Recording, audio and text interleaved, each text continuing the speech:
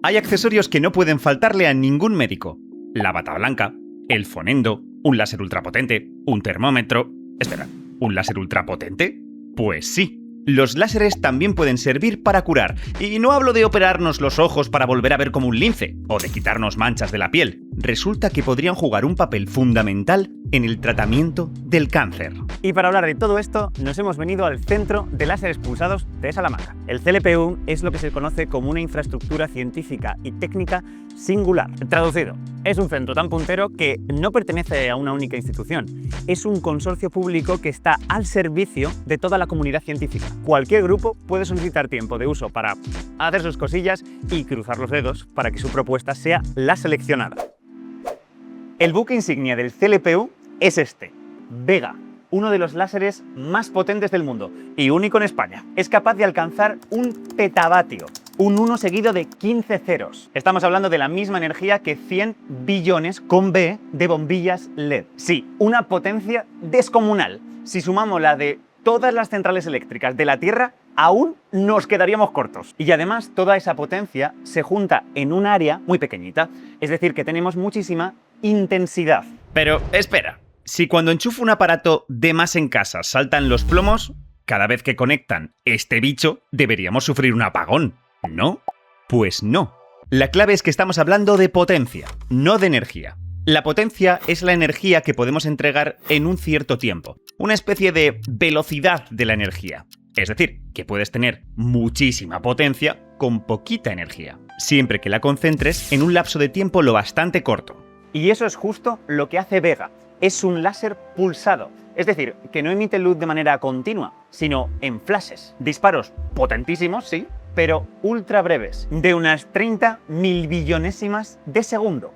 0, y otros 13 ceros detrás. Para que os hagáis una idea, la luz, que en un segundo daría 7 vueltas y media a la Tierra, en ese tiempo recorre apenas unas 10 micras, más o menos el tamaño de una célula. Así que estos ceros se compensan con estos otros ceros y al final nos queda una energía de unos 30 julios. Es lo que gasta una sola bombilla LED encendida durante 3 segundos. Así que no hay que preocuparse por apagones. Pero, ¿cómo se generan esos disparos tan cortos e intensos?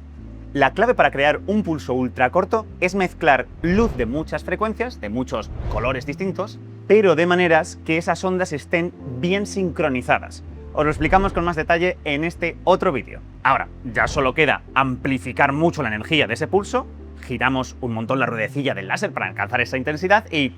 ¿lo tenemos? No tan rápido. Mira, imagínate que por una carretera circulan un montón de camiones vacíos. Al principio van todos muy juntitos, formando un pelotón súper compacto. Ahora, quiero cargar esos camiones a tope, amplificar su masa.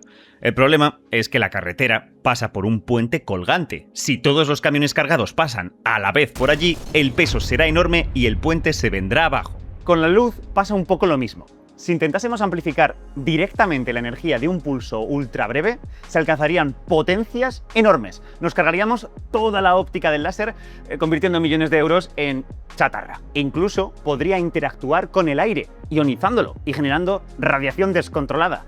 Por eso el láser tiene que viajar en vacío. ¿Y qué hacemos entonces? ¿Cómo podemos controlarlo? Volvamos a los camiones. En este caso la solución es muy sencilla: estirar el pelotón. De esta manera no coincidirán todos los camiones a la vez en el puente, y este no tendrá que soportar tanto peso. Una vez pasado el puente, podemos volver a juntar los camiones sin problema. Y con el láser podemos hacer algo parecido: estirar los pulsos, aumentar su duración para poder amplificarlos sin que la potencia se vaya de madre. Una vez amplificados podemos volver a comprimirlos para que vuelvan a ser ultra breves. Para estirar el pulso, separamos los distintos colores que lo componen y hacemos que cada uno recorra un camino ligeramente distinto. Uno es un poquito más corto y otro es un poquito más largo. Introducimos un retraso entre los colores como hacíamos con los camiones y, después de la amplificación, hacemos justo lo contrario. Los volvemos a juntar y potencia increíble. Es una solución tan genial que valió el Nobel de Física de 2018. Ok, muy bien las cosas de física, pero ¿qué tiene que ver todo esto con la medicina? Bueno, la relación entre física y medicina tiene ya muchas décadas. Dejadme que os cuente una historia. Año 1896. Apenas han pasado 2 meses desde que Röntgen descubriera por casualidad los rayos X. Emil Grube, un joven estudiante de medicina, se pone a hacer experimentos con la nueva radiación y para calibrar los tubos que la producen, toma imágenes de su propia mano. Claro, con tanta radiografía, la mano acabó con una inflamación bastante seria. Parece que uno de los profesores de Grube la vio y se le encendió la bombilla. Si los rayos invisibles habían provocado esas lesiones, quizá también podrían servir para destruir el tejido enfermo de un tumor. Así que Grube acabó irradiando a una paciente con un cáncer de mama inoperable. Eso sí, protegiendo el resto del cuerpo de la mujer con láminas de plomo para evitar que acabara igual que su mano. Había nacido la radioterapia. Al menos si nos creemos la historia. Y es que Grube no presentó los resultados en ese momento, sino que se colgó la medalla casi 40 años después. Y además parece que el tipo tenía una cierta tendencia a la inventiva. Bueno, vamos, que los expertos están divididos sobre si realmente fue el primero en usar la radiación con fines terapéuticos. El caso es que la radioterapia ha sido una herramienta fundamental contra el cáncer durante décadas. La idea es usar radiación con muchísima energía, capaz de arrancar los electrones de átomos y moléculas, todo para dañar el material genético de las células cancerosas y evitar que puedan seguir dividiéndose, para cargarnos el tumor, vaya. Pero hay un problema. Los fotones que forman los rayos X son un poco como una bala. Van dejando energía a lo largo de todo el recorrido, tanto antes como después del tumor. Aunque las técnicas modernas permiten concentrar bastante la dosis, siempre hay tejido sano que resulta afectado. Y eso puede producir efectos secundarios, como la fatiga. Vale, ¿y no hay ningún otro tipo de radiación más eficaz? Bueno, podemos usar otras partículas, con tal de que tengan velocidad suficiente para penetrar en el cuerpo y hacer daño. Aquí entra en escena Robert Wilson, uno de los físicos que ayudaron a desarrollar la bomba atómica dentro del proyecto Manhattan. En 1946 se dio cuenta de que los protones, las partículas positivas que viven en el núcleo de los átomos, depositan su energía de una forma muy distinta a los fotones. Cuando un protón entra a gran velocidad en el cuerpo de una persona, al principio transfiere muy poca energía a los tejidos. Va tan rápido que los electrones de tu cuerpo casi ni se enteran. Pero poco a poco va frenándose. Y es entonces, instantes antes de detenerse, cuando libera casi toda su energía en una zona muy estrecha. Y lo bueno es que ajustando la velocidad inicial del protón, podemos controlar dónde va a ocurrir eso. Es como si en vez de una bala, tuviéramos una bomba que sabemos detonar justo donde se encuentra el tumor. Así nació la idea de la protonterapia. Un tratamiento que permite reducir mucho la dosis que reciben los tejidos sanos, algo crucial en pacientes pediátricos o en tumores próximos a órganos delicados. E incluso podríamos usar iones más pesados, lo que nos lleva al concepto más general de la hadronterapia. Suena maravilloso, pero tiene un problema. Necesitamos que los protones vayan muy rápido, para tumores profundos al 60% de la velocidad de la luz. Así que se necesitan enormes aceleradores de partículas. Son máquinas complejas y caras. Y eso hace que pocos hospitales ofrezcan este tipo de tratamiento. En España solo se realiza en 2 centros privados, aunque una fundación ha donado 280 millones de euros para instalar 10 aceleradores en la sanidad pública. A alguno de ellos ya no le queda mucho tiempo para entrar en funcionamiento. Aún así, sigue siendo una movida. No es un cacharro que puedas meter en cualquier lado. Hacen falta grandes búnkeres subterráneos, blindados con varios metros de hormigón. Y aquí es donde los láseres están viniendo al rescate. Porque sí, usando la luz de un láser también se pueden acelerar protones. Pero no vale cualquier láser. Necesitamos pulsos ultraintensos, como los del CLPU. El método más habitual es lanzarlos contra una lámina metálica muy fina, de apenas unas micras, aunque también se están investigando otros tipos de blancos. Esta lámina contiene protones en su superficie, ya sea porque se ha preparado así o porque hay contaminantes que tienen hidrógenos, protones con un electrón. El campo eléctrico del láser es tan grande que arranca los electrones de los átomos del metal y los empuja más allá de la lámina. Así que se produce una separación de cargas. Los núcleos positivos permanecen en el metal, mientras que muy cerquita tenemos una nube de electrones con carga negativa. Eso genera un enorme campo eléctrico que tira de los protones y los acelera a velocidades increíbles. Así que, en vez de tener un acelerador de muchos metros, el láser usa una nube de electrones para acelerar los protones a lo largo de distancias pequeñísimas. Una especie de tirachinas. La esperanza es que en un futuro podamos realizar protonterapia usando sistemas láseres mucho más compactos y económicos que los aceleradores tradicionales. Es algo que permitiría que muchos más hospitales tuvieran acceso a este tratamiento. Pero fijaos, quizá podríamos mejorar aún más la protonterapia con estos láseres. Normalmente se necesitan bastantes sesiones, durante semanas, en las que vamos exponiendo el tumor a los protones para que vaya acumulando daños. Pero, ¿y si pudiéramos mandar grandes cantidades de protones en un tiempo extremadamente corto, de menos de un segundo? Así, administraríamos toda la radiación necesaria para cargarnos el tumor en unas pocas tandas brevísimas, o incluso en una sola, y eso podría reducir los efectos secundarios. Es lo que se conoce como radioterapia flash de protones, una técnica muy prometedora que aún está en fase de investigación. Los láseres ultraintensos resultan ideales porque concentran muchísimos protones en ráfagas brevísimas, que es justo lo que necesitamos. En el CLPU se han realizado investigaciones pioneras con modelos de cáncer para entender cómo interactúa esta radiación con las células y allanar el camino para los tratamientos del futuro. Pero ojo, porque la protonterapia no es la única aplicación médica de los láseres ultraintensos. Dejadme que os hable de una sopa radiactiva. Cuenta la leyenda que, a principios del siglo XX, un joven físico llamado George de Heaviside sospechaba que en la pensión donde vivía usaban un método culinario un tanto cuestionable: recoger las sobras que dejaban los huéspedes y usarlas en las siguientes comidas. Como tenía a mano un poco del material radiactivo que estudiaba en su laboratorio, eran otros tiempos, añadió una pequeña cantidad a los restos de su plato para poner a prueba esa hipótesis. Y días después, con un detector, comprobó que efectivamente reaparecían en el menú. Lo que no es ninguna historieta es que, años más tarde, Heaviside ganaría el Nobel de Química por esa misma idea, la de usar radioisótopos como trazadores. Un radioisótopo es una versión inestable de un elemento químico.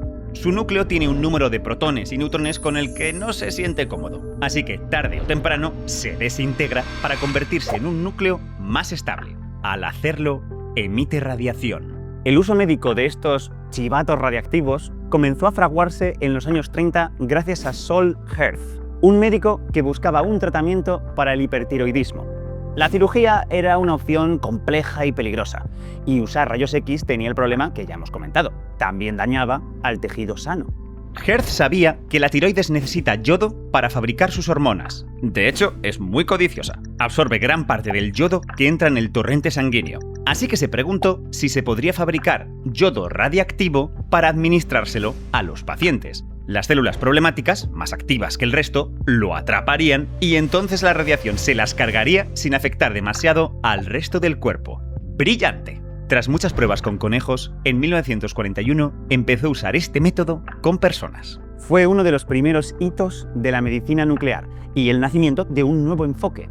Herth demostró que, en vez de disparar radiación desde fuera, también podemos diseñar moléculas radiactivas que se acumulen donde nos interesa. Y eso no sirve solo para tratar enfermedades, sino también para obtener imágenes. De hecho, es la base de la tomografía por emisión de positrones, una de las principales técnicas para detectar tumores y vigilar su progresión.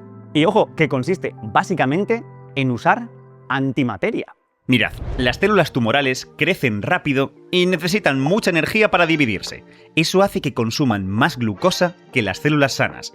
Así que aplicamos una idea muy parecida a la de la tiroides. Cogemos una molécula de glucosa, le quitamos un trocito y en su lugar enchufamos flúor 18, un radioisótopo. Se inyecta ese azúcar reactivo en el cuerpo del paciente y las células tumorales se lo zampan. Entonces el radioisótopo se desintegra emitiendo la antipartícula del electrón, un positrón.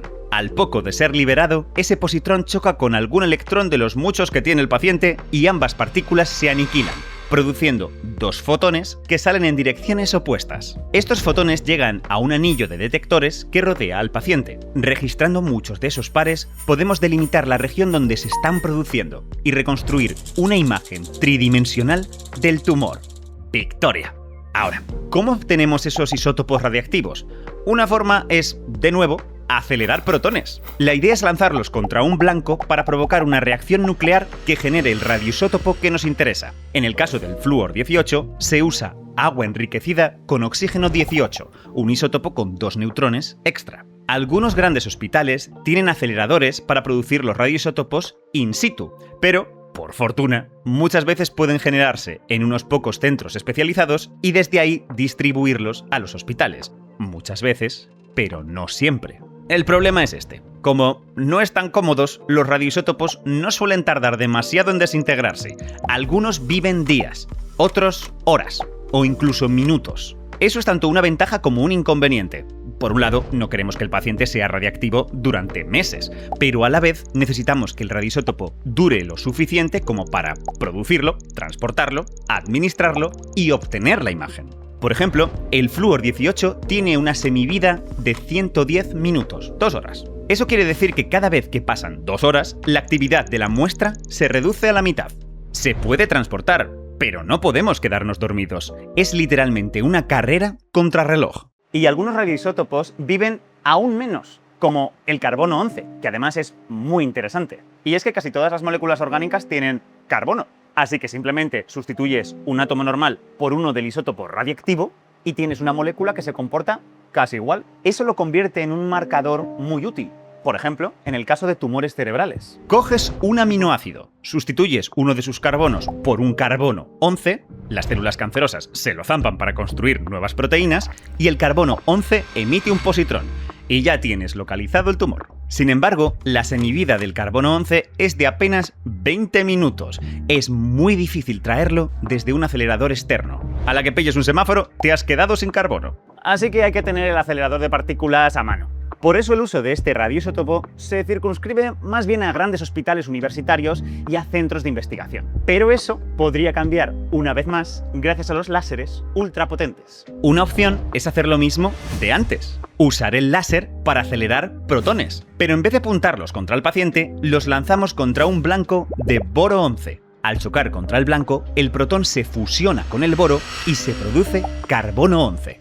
Recientemente, en el CLPU, han demostrado justamente este proceso. Enfocando el láser sobre una lámina de aluminio de 7 micras, aceleraron protones en torno a un 15% de la velocidad de la luz. Lo realmente revolucionario es que con ellos lograron producir suficiente carbono 11 como para poder usarlo en la generación de imágenes preclínicas. Eso demuestra que un láser ultra intenso podría funcionar como una fábrica de radioisótopos. Y nos hace tener esperanzas en ese futuro en el que los hospitales usarían luz para obtener sus propios trazadores radiactivos. Incluso podrían generarlos a la carta, con dosis adaptadas a cada paciente. Pero quizá lo más revolucionario es esto. Algunos de esos radioisótopos, usados por parejas, pueden servir no solo para detectar el cáncer, sino también para tratarlo. Es lo que se conoce como enfoque teragnóstico. Terapia y diagnóstico, todo en uno. Hay que aclarar que todas estas aplicaciones médicas de los láseres ultra intensos todavía están en una etapa muy temprana de desarrollo. Seguramente aún tendremos que esperar bastante para verlas implementadas de forma habitual en los hospitales. Pero oye, con el tiempo podrían suponer un auténtico cambio de paradigma. Y fijaos, aunque aquí nos hayamos centrado en los protones, con estos láseres también podemos generar haces de electrones, neutrones, rayos X o rayos gamma, lo que abre la puerta a un montón de aplicaciones interesantes. De hecho, en el CLPU no solo se realizan investigaciones biomédicas, sino también muchas otras relacionadas con física fundamental, física de materiales, física de plasmas o incluso procesos industriales. Es increíble todo lo que se puede conseguir con tecnologías como esta. A veces parece que la física nuclear o de partículas es una cosa puramente teórica, con pocas aplicaciones prácticas. Que los grandes aceleradores como el CERN o los láseres ultraintensos como este de Salamanca son meros juguetes para que los científicos, se diviertan haciendo chocar cosas, batiendo récords de potencia o poniendo a pruebas sus teorías más estrambóticas. Pero me gustaría que os quedarais con esta idea.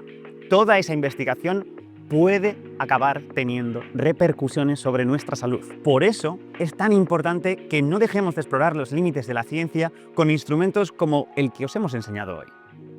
Uno nunca sabe la de vidas que podemos salvar.